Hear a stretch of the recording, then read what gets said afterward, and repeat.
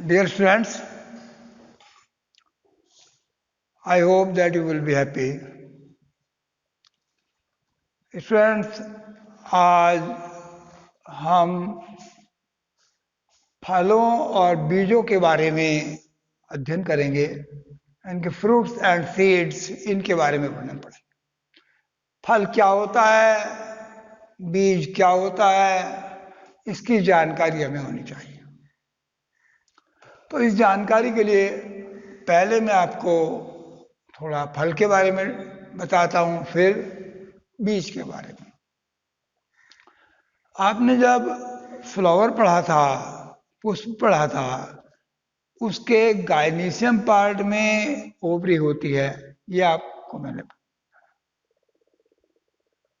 Gynoecium part होता है, उसमें ओवरी होती है। तो ये ओवरी का मैच्योर रूप, ओवरी का परिपक्व रूप फल कहलाता है। ओवरी किसको कहते हैं हम? फल। ओवरी के मैच्योर रूप को या परिपक्व रूप को फल कहा जाता है। अब ये निषेचन के बाद बनता है। फल का जो निर्माण होता है वो निषेचन के बाद होता है। निषेचन के बाद ओवरी फल में बदल जाती है और ओवरी के अंदर के जो ओव्यूल हैं वो सब बीजों में बदल जाते हैं। तो ये ओव्यूल का जो मैच्योर रूप हो गया वो सीड हो गया, बीज, और ओवरी का मैच्योर रूप क्या हो गया? फल हो गया। तो ये होता है फल।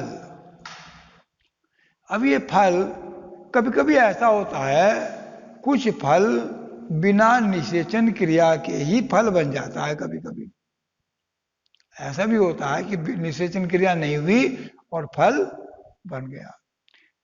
कुछ कारण होते हैं उसके। तो जो बिना निषेचन के यदि फल बन गया तो ऐसा फल पार्थिनोकार्पिक फल कहलाएगा। जो फल बिना निषेचन क्रिया के बन जाएगा उसे हम पार्थिनोकार्पिक फ्रूट कहेंगे, या हिंदी में पार्थिनोकार्निक फल कह देंगे। दूसरे फल होते हैं जो निषेचन से बनते हैं। तो ये जो अब इसमें दो टाइप फलों का यदि हम इस दृष्टि से देखें किस भाग से निर्मित हुआ है, तो इसमें हम देखते हैं किस कैसे विकसित हुआ। ये दो टाइप हैं। एक तो होते हैं फॉल्स फ्रूट, एक होते हैं ट्रू फ्रूट्स। फॉल्स और ट्रू। फॉल्स मीन्स झूठे, ट्रू सत्य फल।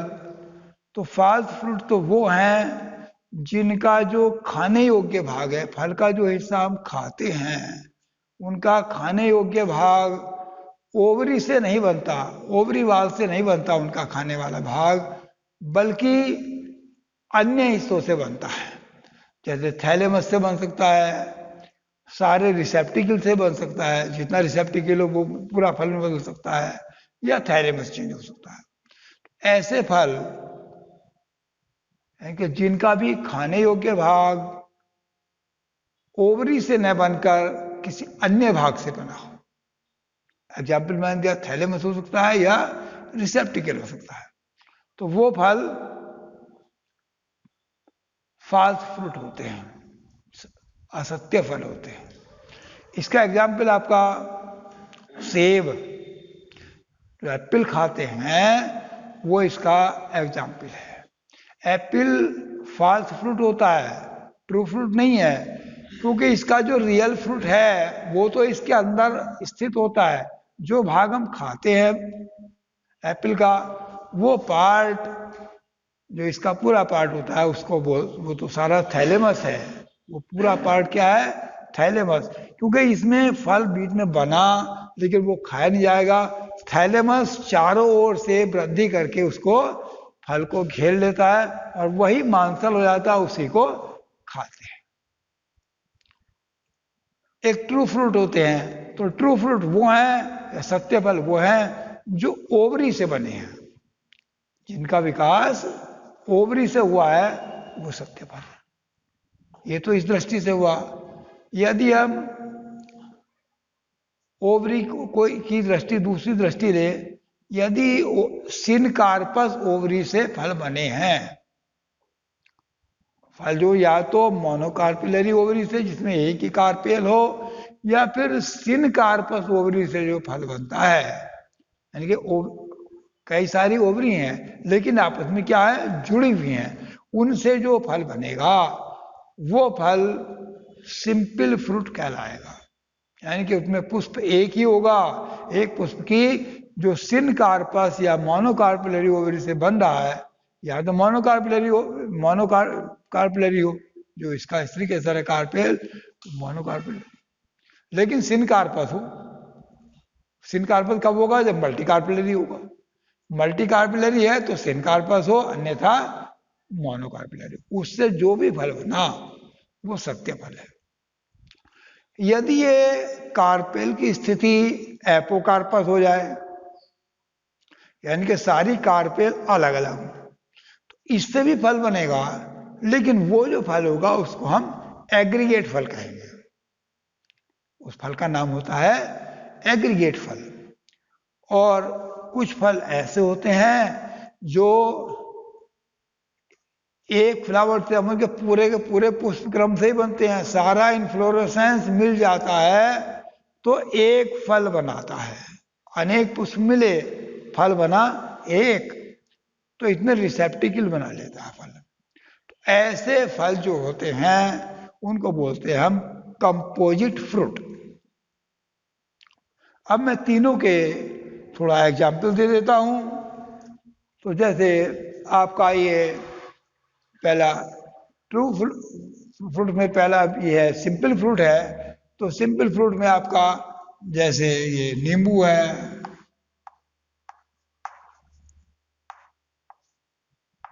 आम है,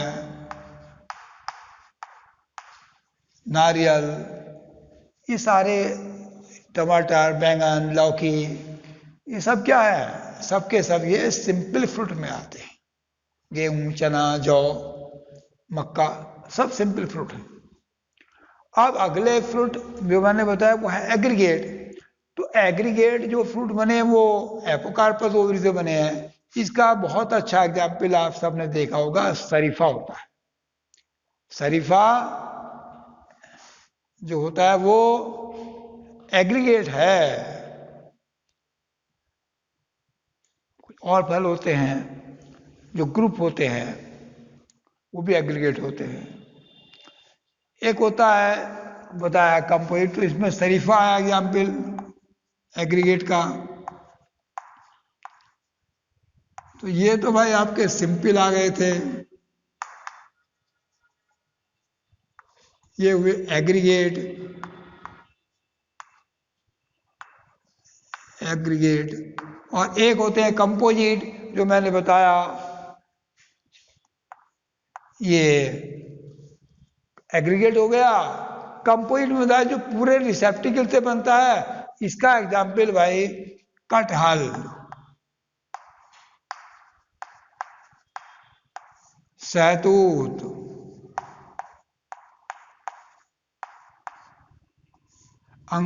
और ये कटहल, सहतूत, गूलर, अंजीर, ये सब क्या होते हैं, ये कंपोजिट फ्रूट होते हैं। कंपोजिट फ्रूट ये सब कंपोजिट कहलाएंगे।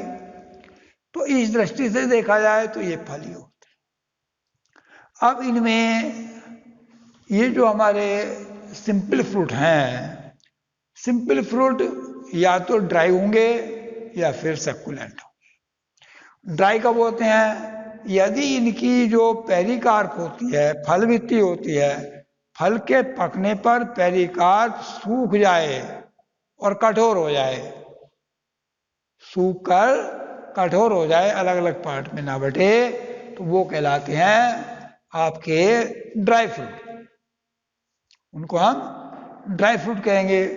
दूसरे सक्कुलेंट, सक्कुलेंट वो होंगे जिनमें तो ड्राई के एग्जाम्पल चना, गेहूं, जौ, धान, ये होते हैं ड्राई के एग्जाम्पल और भी हैं इस तरह के।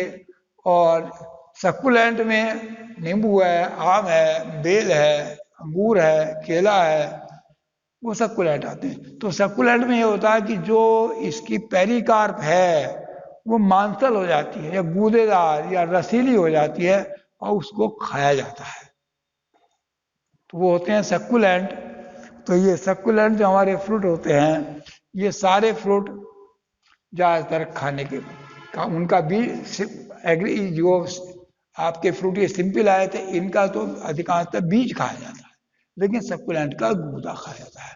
तो सक्कुलेंट में आपके आम नीम वगैरह हो गए, तो ये सक्कुलेंट भी बहुत टाइप के होते हैं, लेकिन एनसीईआरटी में अब इनको बहुत कम प्रेफरेंस दिया गया है, केवल नाम मात्र दिया गया है। तो ये सक्कुलेंट में आपके मैंने बताया कि नींबू है, आम है, संतरा है, मौसमी है, खीरा, लौकी, बैंगन, टमाटर, ये सब सक्कुलेंट में आते हैं, मांसल गूदेदार हो गए।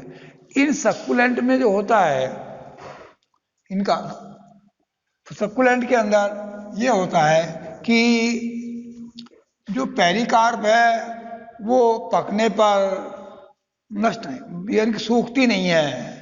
पेरिकार्प 3 भागों में बट जाएगी, इनकी पेरिकार्प के 3 पार्ट हो जाएंगे। 3 पार्ट में बटेगी पेरिकार्प। तीनों पार्ट में एक एपिकार्प,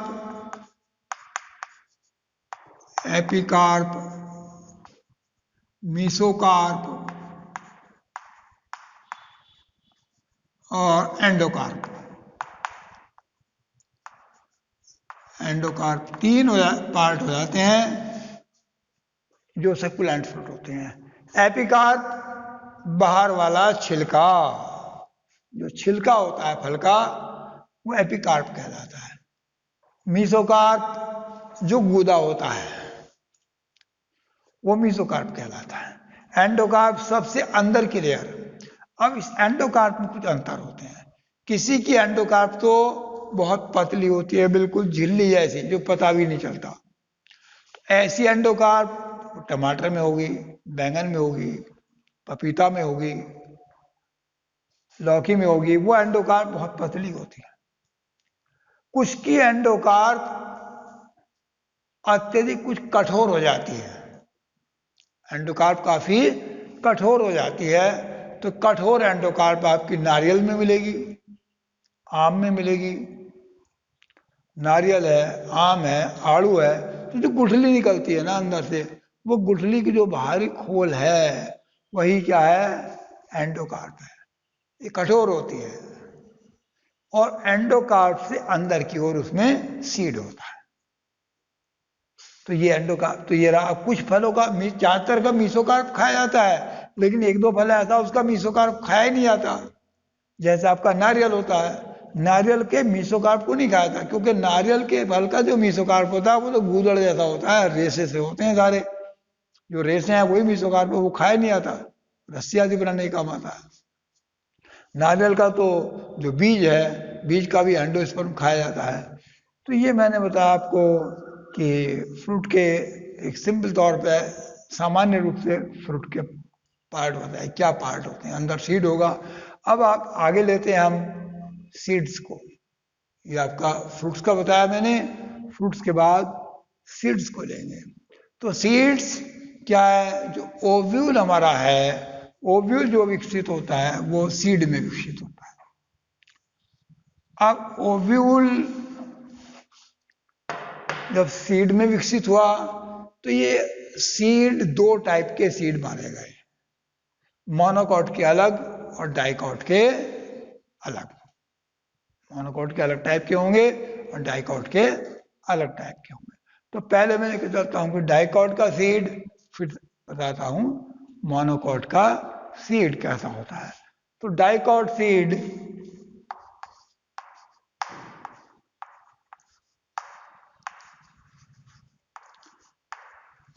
डाइकॉट मीन्स द्विबीजपत्री। द्विबीजपत्री जो पौधे होते हैं उनका बीज कैसा होता है। तो डाइकॉट सीड, पहली बात तो सीडों में जितने भी सीड हैं, कुछ सीड एंडोस्पर्मिक होते हैं और कुछ नॉन एंडोस्पर्मिक होते हैं। एंडोस्पर्मिक सीड कौन से हैं? एंडोस्पर्मिक सीड वो होते हैं जिनका जो भोज्य पदार्थ है वो एंडोस्पर्म के अंदर एकत्र रहता है। सारा भोज्य पदार्थ किसमें है? एंडोस्पर्म में। पूरा उपयोग नहीं हुआ तो वो एंडोस्पर्मिक कहलाएंगे, भ्रूणपोषी। और जिनका भोज्य पदार्थ एंडोस्पर्म में नहीं है, उसका भोज्य पदार्थों का या तो काफी कुछ उपयोग हो चुका है और बाकी जो बचा है वो कोटाइलेडन में एकत्र हो गया। भोजन एंडोस्पर्म में नहीं रहा बल्कि किसमें पहुंच गया? कोटाइलेडन में पहुंच गया। तो वो होते हैं नॉन एंडोस्पर्मिक, अभ्रूणपोषी बीज। तो दोनों की बात आ गई, या तो एंडोस्पर्मिक होंगे या फिर नॉन एंडोस्पर्मिक होते हैं। तो एंडोस्पर्मिक सीड ज्यादातर मोनोकॉट होते हैं। मोनोकॉट सीड अधिकांशतः क्या होते हैं? एंडोस्पर्मिक होते हैं। और डाइकॉट सीड ज्यादातर नॉन एंडोस्पर्मिक होते हैं। इनमें एक एंडोस्पर्मिक एक दो हैं, जैसे कि अरंडी का बीज होता है वो एंडोस्पर्मिक है, हालांकि डाइकॉट है लेकिन एंडोस्पर्मिक है। तो वो शर्त मैंने पहले आपको बता दी कि यदि भोज्य पदार्थ किसमें है? एंडोस्पर्म में है तो एंडोस्पर्मिक होगा, अन्यथा नॉन एंडोस्पर्मिक होगा।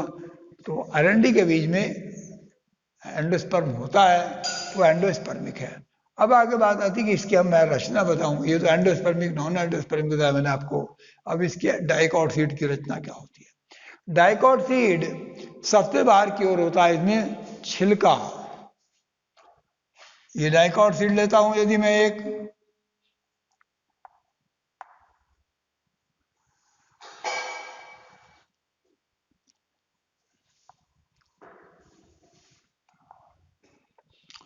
तो डाइकॉट सीड में ये एक जैसे छिलका, सबसे बाहर छिलका होगा।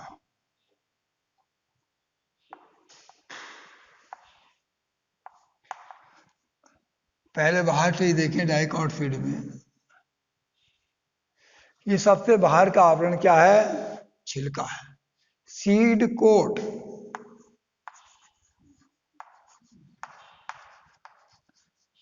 सबसे बाहर की ओर सीड कोट।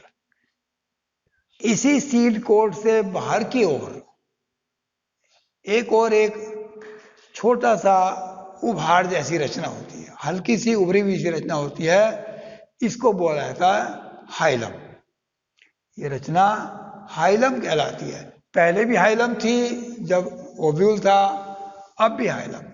हाइलम के ठीक ऊपर एक छोटा सा, हाइलम के पास में छोटा सा छिद्र होता है, नन्हा सा छिद्र होता है। इस छिद्र को हम बोलते हैं माइक्रोपाइल। इसके पास में छोटा सा छिद्र जैसी रचना है, ये माइक्रोपाइल।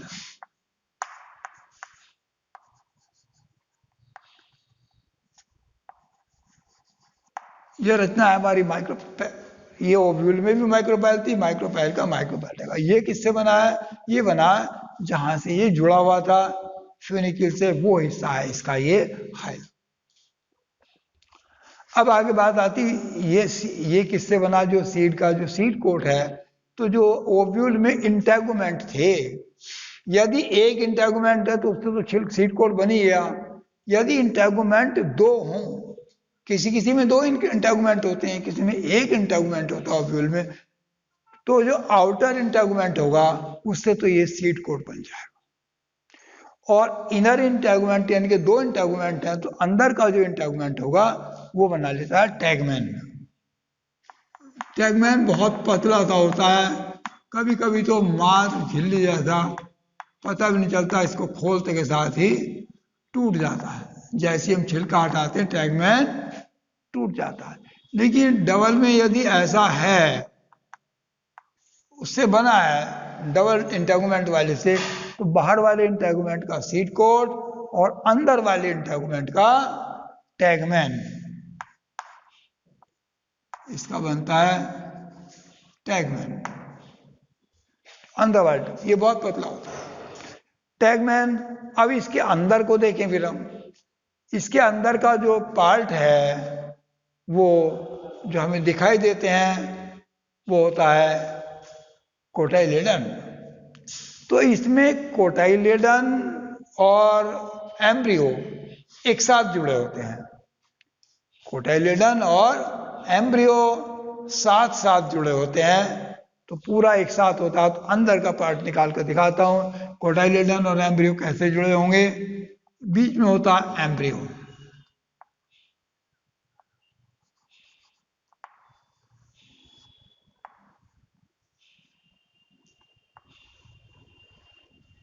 बीच में एम्ब्रियो, इधर भी कोटाइलेडन और इधर भी कोटाइलेडन। तो ये आपका इस तरह से डाइकॉट सीड का अंदर से होता है। ये दोनों कोटाइलेडन, ये वाला भी और ये वाला भी कोटाइलेडॉन्स, ये दोनों कोटाइलेडॉन्स हैं, चाहे ये हो चाहे ये हो। तो इनमें भोजन इकट्ठा है कोटाइलेडॉन्स में, मोटे हो जाते हैं। अब ये बीच का हिस्सा दिखाई दे रहा है आपको बचा हुआ, ये जो एक्सिस है पूरी, ये कहलाती है एम्ब्रियो। इस पूरी एक्सिस को हम, बीच का पार्ट, ये एम्ब्रियो होता है। यानी कि भ्रूण होता है ये बीच का हिस्सा, एम्ब्रियो कहलाया। अब इस एम्ब्रियो को हम देखें, इस एम्ब्रियो को पूरी एक्सिस है को तो एम्ब्रियोनल एक्सिस कहेंगे, पूरे के पूरे को मिला दें एम्ब्रियो को, और इसका सारा जो प्रोटीन है मिला दें तो एम्ब्रियोनल एक्सिस। अब ये एम्ब्रियोनल एक्सिस, इसके एक सिरे पर तो होता है प्लूमूल, ये सिरा प्लूमूल, और एक सिरा होता है रेडिकल। एक सिरा प्लूमूल, एक सिरा रेडिकल।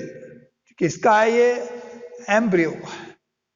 अब इसके बीच का जितना पार्ट रहा, जो प्रोटीन इसके बीच में है, प्लूमूल के और रेडिकल के बीच में जितनी है, वो एम्ब्रियोनल एक्सिस है। इस एम्ब्रियोनल एक्सिस में जो प्रोटीन ऊपर वाली है, यानी कि जहां कोटाइलेडन जुड़ रहे हैं, उनसे, उनके और प्लूमूल के बीच की, जहां कोटाइलेडन जुड़े हैं इस जगह से लेकर प्लूमूल के बीच की जो प्रोटीन है, इसको बोला जाता है इपिकोटाइल। इपिकोटाइल, यहां की जो प्रोटीन है ये इपिकोटाइल, ये प्लूमूल हो गया। और रेडिकल और कोटाइलेडन के बीच की, यानी कि कोटाइलेडन यहां जुड़े हुए हैं, नीचे की जो प्रोटीन है रेडिकल तक, यहां से जो प्रोटीन रेडिकल तक आई, ये प्रोटीन कहलाती है इसकी हाइपोकोटाइल। हाइपोकोटाइल, ये प्रोटीन हाइपोकोटाइल है। तो इस तरह से हमारा ये डाइकॉट सीड पूरा होता है। ये डाइकॉट सीड की स्ट्रक्चर है। अब बताता हूं आपको मोनोकॉट सीड। मोनोकॉट सीड किस प्रकार का होता है, ध्यान दीजिए आप मोनोकॉट सीड पर। तो जो मोनोकॉट सीड आपका, वो देखिए आप, मोनोकॉट सीड को हम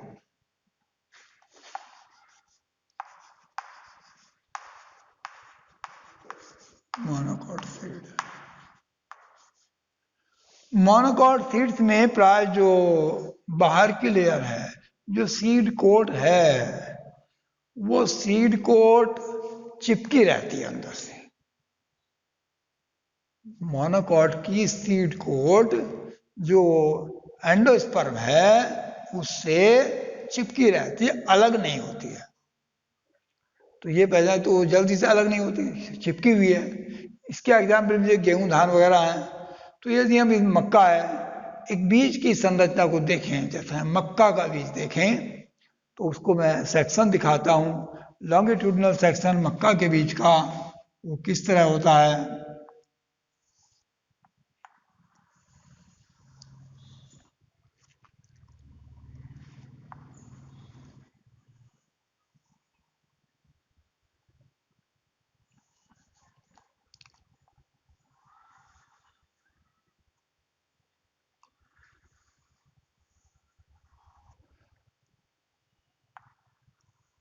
देखिए आप, इसकी जो रचना मैं दे रहा हूं,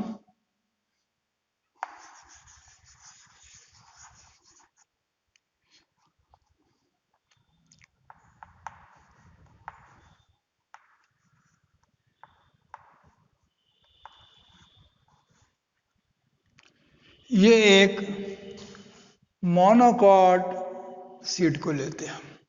तो ये जो मोनोकॉट सीड है, सबसे बाहर तो वही इसकी पेरिकार्प कहलाएगी।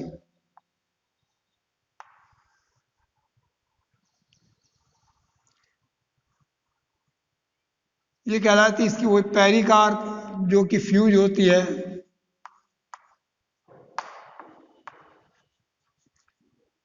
ये फ्यूज है। तो ये इसमें अधिकांश हिस्से को एंडोस्पर्म घेरे रहता है। इसके भोज्य पदार्थ एंडोस्पर्म में होते हैं, तो सीड का ज्यादातर भाग एंडोस्पर्म द्वारा घिरा होता है।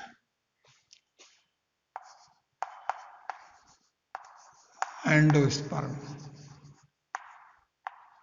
अधिकांश भाग घेर लिया इसका एंडोस्पर्म ने। अब ये एक लेयर होती है इसके अंदर अंदर, जो लेयर इसको कोटाइलेडन से अलग करती है। इसके एक कोने में एक कोटाइलेडन और एम्ब्रियो होता है। ज्यादातर भाग किसने घेर लिया? एंडोस्पर्म ने। और इसके एक साइड पर कोने में होता है कोटाइलेडन और एम्ब्रियो। कोटाइलेडन होगा और तो ये हमारा कोटाइलेडन कहलाएगा। कोटाइलेडन। तो इसमें कोटाइलेडन एक होता है, उसमें दो थे इसलिए डाइकॉट कहा था। ये मोनोकॉट, मोनो माने एक, कोटाइलेडन एक होता है। तो इसके कोटाइलेडन को हम बोल देते हैं स्कूटेलम। स्कूटेलम। स्कूटेलम कहलाता है इसका कोटाइलेडन। तो ये जो ऐसा होता है, ये स्कूटेलम प्राय स्कूटेलम ज्यादातर घासों के बीजों में मिलता है। अधिकांशतः घास के बीजों में स्कूटेलम मिलता है। इनमें भी है, ये भी स्कूटेलम कहलाएगा। अब ये हमारा कोटाइलेडन से जो आपका एंडोस्पर्म है, एक लेयर द्वारा अलग होता है। एक लेयर होती है, एक पदार्थ की लेयर होती है, कार्बोहाइड्रेट का पदार्थ, कार्बोहाइड्रेट पदार्थ होता है, इसकी लेयर है। तो ये जो लेयर है ये होती एल्यूरोन की बनी होती है। एल्यूरोन।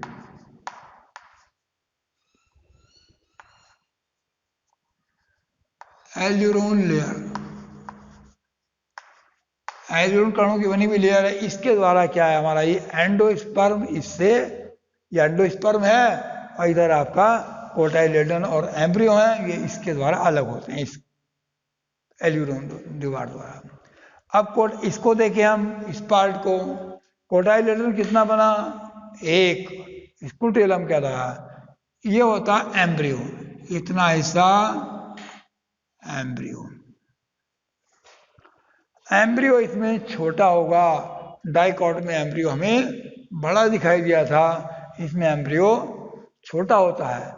तो ये जो हमारा एम्ब्रियो है, एम्ब्रियो में वही दो पार्ट होंगे जो दो पार्ट डाइकॉट में थे। ये वाला इधर का पार्ट ये कहलाता है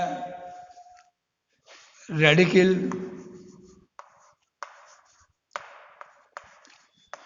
इधर वाला हिस्सा रेडिकल और इधर का हिस्सा प्लूमूल।